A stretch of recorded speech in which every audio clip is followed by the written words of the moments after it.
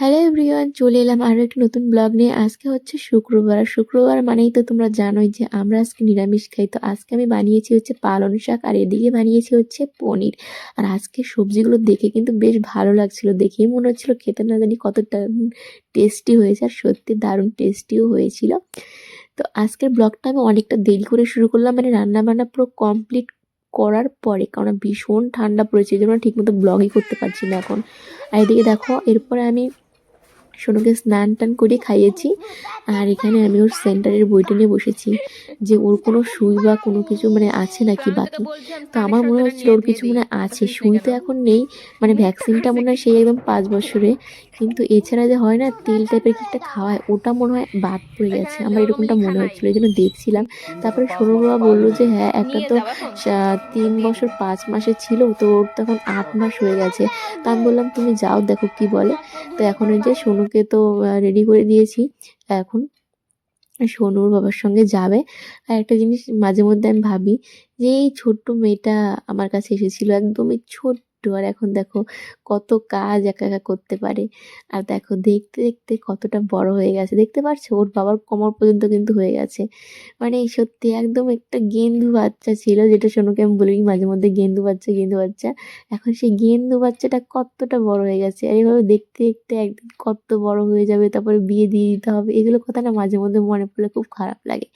তো যাই হোক, এই দেখো সোনুর বাবার আর শান্তি নেই, সারাক্ষণ শুধু ফোন আসে, মানে কি বলবো তোমাদের, এমন একটা কাজ করে, মানে কি বলবো, খেতে বসতে গেলেও 10 বার ফোন আসে, স্নান করতে ঢুকলেও 14 বার করে ফোন আসে, যে মাঝে মধ্যে আমি বিরক্ত হয়ে যাই জানো। তো এরপরে হচ্ছে আর সেভাবে ভিডিও করা হয়নি, পরে একদম বিকেলবেলা যখন এ বাড়িতে আসি, তো তারপরে একটু ওই যে ক্যামেরাটা অন করলাম, আর চলো। কালকেই দেখলাম গাছগুলো সব আছে, আজকেই দেখো শেষ।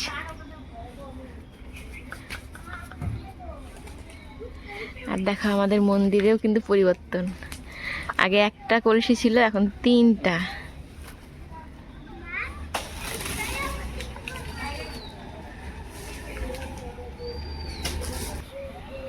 এখন মন্দিরটা দেখো বাইরে থেকে দেখা যাচ্ছে, আর পরে এই যে ওয়ালটা ভেঙে দিলে তখন আরো ভালো মতো দেখা যাবে, মানে এখানে যখন গেট হবে আর কি। আর দেখো আমাদের নারকেল গাছে কত নারকেল ধরেছে, দেখো।